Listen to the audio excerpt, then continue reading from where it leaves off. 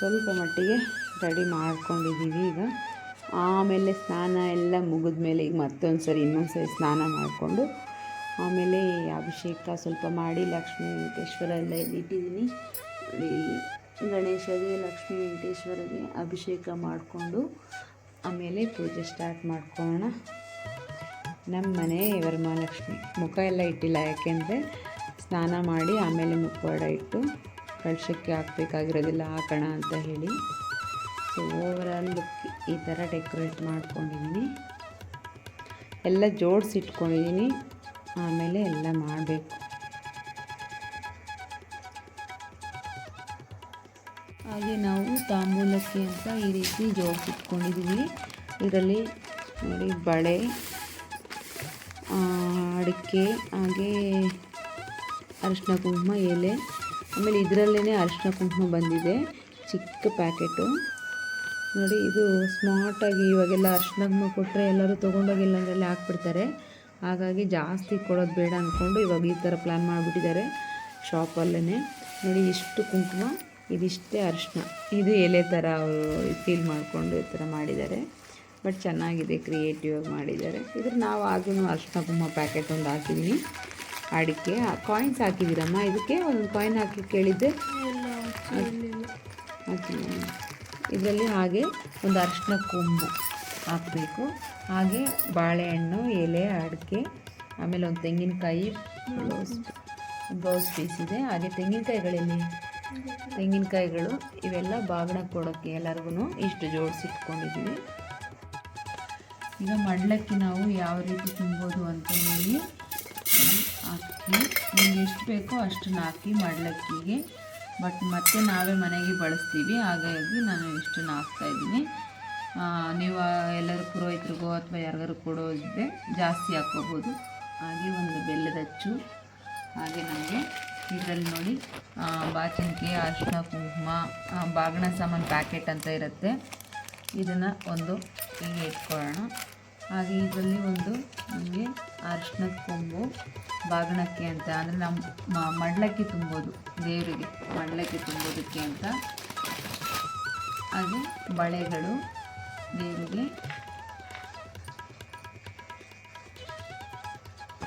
ಹಾಗೆ ಎಲೆ, ಅಡಿಕೆ,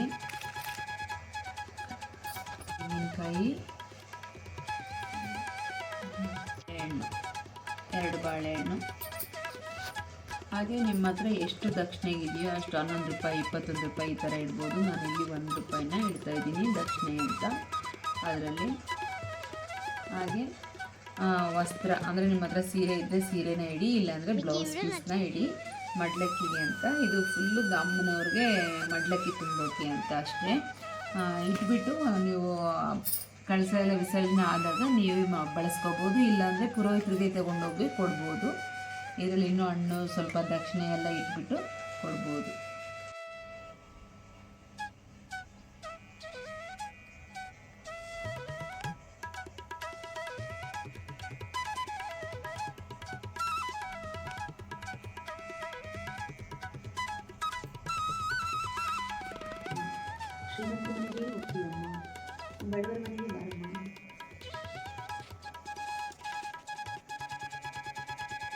ಫೈನಲಾಗಿ ನಮ್ಮ ಬಾಗಿಲು ಪೂಜೆ ಈ ಥರ ಆಗಿದೆ ನೋಡಿ.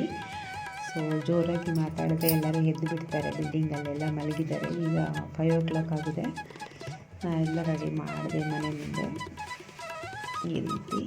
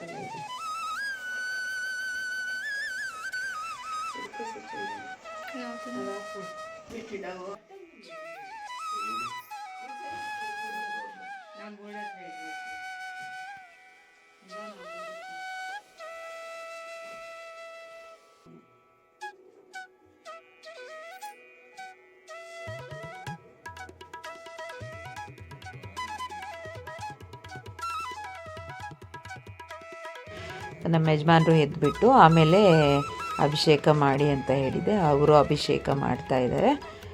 ಹಾಗೆ ನಾನು ನಮ್ಮ ಯಜಮಾನರು ಇಬ್ಬರೂ ಫಸ್ಟೇ ಲಕ್ಷ್ಮೀ ವೆಂಕಟೇಶ್ವರಗೆ ಗಣೇಶಗೆ ಅಭಿಷೇಕ ಮಾಡೋಣ ಅಂತ ಹೇಳಿ ಪಂಚಾಮೃತದಲ್ಲಿ ಅಭಿಷೇಕ ಮಾಡ್ತಾ ಇದ್ದೀವಿ.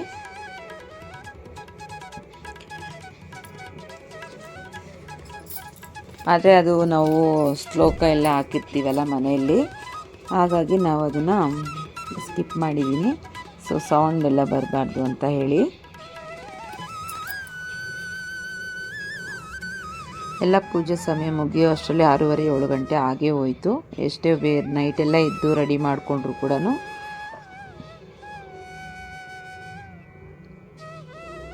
ನಮ್ಮ ಮನೆ ಲಕ್ಷ್ಮಿ ಹೇಗಿದೆ ಅಂತ ಕಮೆಂಟ್ ಮಾಡಿ. ಇಷ್ಟಪಟ್ಟು ಮಾಡಿ, ಎಲ್ಲ ಒಳ್ಳೆಯದಾಗತ್ತೆ. ಪಂಚಾಮೃತಗಳಲ್ಲಿ ಅಭಿಷೇಕ ಮಾಡಿದ್ವಿ ನಾವು.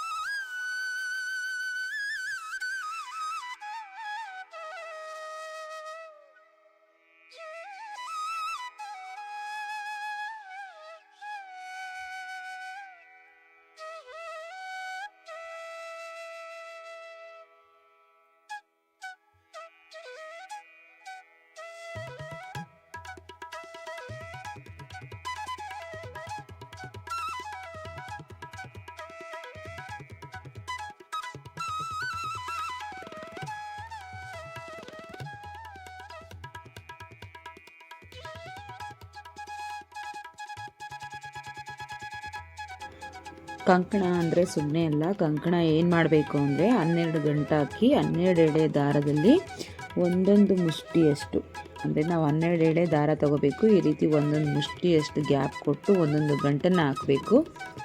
12 ಗಂಟೆ ಹಾಕಿ 12 ಎಳೆ ದಾರದಲ್ಲಿ ಕಟ್ಕೋಬೇಕು. 1 ವರ್ಷ ಗಂಟ ನಮ್ಮ ಕೈಯಲ್ಲೇ ಇರಬೇಕು ವರಮಹಾಲಕ್ಷ್ಮಿಯಲ್ಲಿ ಕಟ್ಟಿರೋ ಕಂಕಣ. ಮತ್ತೆ ವರ್ಷ ಅದನ್ನು ವಿಸರ್ಜನೆ ಮಾಡಿ ಮತ್ತೆ ನಾವು ಇನ್ನೊಂದು ಕಟ್ಕೋಬೇಕಾಗತ್ತೆ. ವರ್ಷ ಇಡೀ ನಮಗೆ ಲಕ್ಷ್ಮಿ ನಮ್ಮ ಜೊತೆ ಇರ್ತಾಳೆ ಅನ್ನೋ ಹಾಗೆ ಎಲ್ಲ ಆಯಿತು. ನಾನು ಹಾಗೆ ಲಕ್ಷ್ಮೀ ವೆಂಕಟೇಶ್ವರಗೆ ಹಾಗೆ ತುಳಸಿ ಇದು ಬಿಲ್ವ ಪತ್ರೆಯಲ್ಲಿ ಅರ್ಚನೆ ಮಾಡ್ತಾ ಇದ್ದೆ. ಸೊ ಇವಾಗ ಲಕ್ಷ್ಮೀ ಹಬ್ಬದಲ್ಲಿ ಬಿಲ್ವ ಪತ್ರೆಯಲ್ಲಿ ಅರ್ಚನೆ ಮಾಡೋದು ತುಂಬಾ ಒಳ್ಳೆಯದು, ಮಾಡಬೇಕು, ಮಾಡಿದ್ರೇ ತುಂಬ ಒಳ್ಳೆಯದು. ಸೊ ಶಿವನ ಅನುಗ್ರಹ ಪಡಿತೀರ ನೀವು. ಸೊ ಆ ಕಾರಣಕ್ಕೆ ಶಿವನ ಅನುಗ್ರಹ ಬೇಕು ಅಂದರೆ ಫಸ್ಟ್ ನಾವು ಬಿಲ್ವಪತ್ರೆಯಲ್ಲಿ ಅರ್ಚನೆ ಮಾಡ್ಕೋಬೇಕು, ಆವಾಗ ತುಂಬ ಒಳ್ಳೆಯದಾಗತ್ತೆ ಅನ್ನೋ ನಂಬಿಕೆ.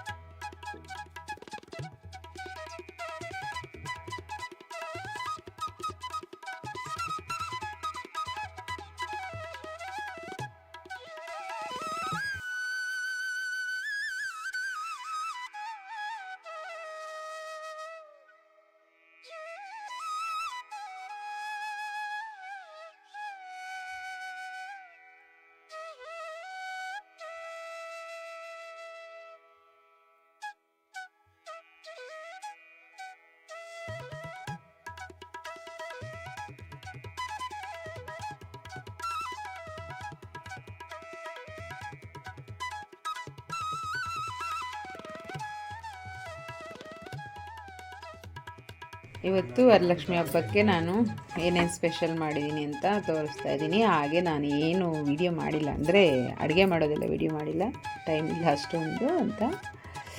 ಸೊ ಒಬ್ಬಟ್ಟು ಫಸ್ಟ್ ಸ್ವೀಟ್ ಬೇಕಲ್ಲ, ಒಬ್ಬಟ್ಟು.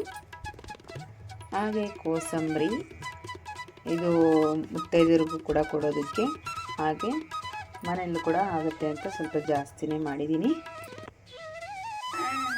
ಹಾಗೆ ಇಲ್ಲಿ ಪಾನಕ ಮಾಡಿದ್ದೀನಿ. ಅಂದರೆ ಈಗ ಬಂದಿರೋರೆಲ್ಲ ಊಟ ಎಲ್ಲ ಮಾಡ್ಕೊಂಡು ಹೋಗಲ್ವಲ್ಲ, ಸೊ ವಿಲೇಜಲ್ಲೆಲ್ಲ ಮಾಡ್ತಾರೆ, ಇಲ್ಲೆಲ್ಲ ಸಿಟಿಯಲ್ಲೆಲ್ಲ ಮಾಡಿಲ್ಲ.